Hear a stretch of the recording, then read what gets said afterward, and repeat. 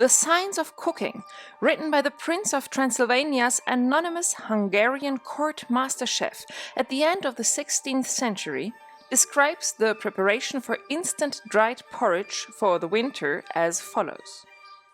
In Hungary, we do like this. If you'd like to make the dough for milk, knead it, the flour, with milk and eggs, then let it dry in the warm weather, for they do this only in summer, not winter, for they make so much on summer that they will still have some for winter. You can cook this in beef broth too.